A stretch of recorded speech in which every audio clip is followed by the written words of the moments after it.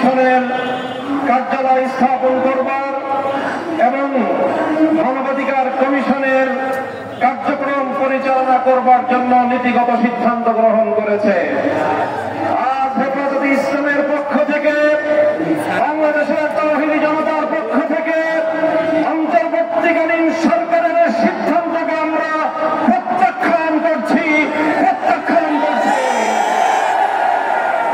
স্পষ্ট ভাষায় আমরা বলতে চাই, জাতিসংঘের মানবাধিকার কমিশনের ইতিহাস এবং তাদের এজেন্ডা সম্পর্কে আমরা খুব ভালোভাবে ওয়াকিবহাল। আমরা বাংলাদেশের মানুষের পক্ষ থেকে এদেশের স্বাধীনতা সার্বভৌমত্ব রক্ষার স্বার্থে বাংলাদেশের মানুষের আবহমান কাল থেকে চলে আসা ধর্মীয় ইতিহাস এবং ঐতিহ্য রক্ষার স্বার্থে জাতিসংঘের মানবাধিকার কমিশনের কার্যক্রমকে বাংলাদেশে পরিচালনা করবার সিদ্ধান্তকে রুখে দেওয়ার সিদ্ধান্ত ঘোষণা করছে।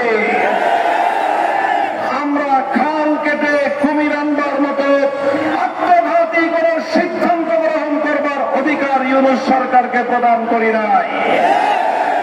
ডক্টর ইউনূস সরকারের নেতৃত্বাধীন অন্তর্বর্তীকালীন সরকারকে আমরা বলি, আমরা এখনো পর্যন্ত আপনাদেরকে সহযোগিতা করে আসছি। দেশের ফ্যাসিবাদ বিরোধী যে সংগ্রাম, সেই সংগ্রামে হাজারো লাখো মানুষের আত্মত্যাগ এবং রক্তের উপর তৈরি মসনদে আপনারা বসেছেন শহীদের রক্তের সঙ্গে গদ্দারি করার জন্য নয়। বাংলাদেশের মানুষ রক্ত দিয়ে, জীবন দিয়ে যখন ফ্যাসিবাদকে মোকাবেলা করছিল, তখন আমরা জাতিসংঘ অথবা তাদের শান্তি রক্ষা কমিশনের পক্ষ থেকে, তাদের মানবাধিকার কমিশনের পক্ষ থেকে বাংলাদেশের মানুষের পক্ষে প্রকৃত করে সহযোগিতা আমরা পাইনি।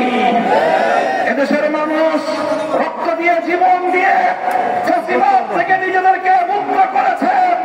এখন সেই মুক্ত বাংলাদেশে আগামী দিনে এদেশের হাজার বছরের ধর্মীয় ঐতিহ্য, এদেশের মানুষের ইচ্ছা এবং অভিপ্রায়, বাংলাদেশের মানুষের কৃষ্টি কালচারকে ভিত্তি করে আগামীর সুন্দর বাংলাদেশ বিনির্মাণের যখন প্রস্তুতি চলছে,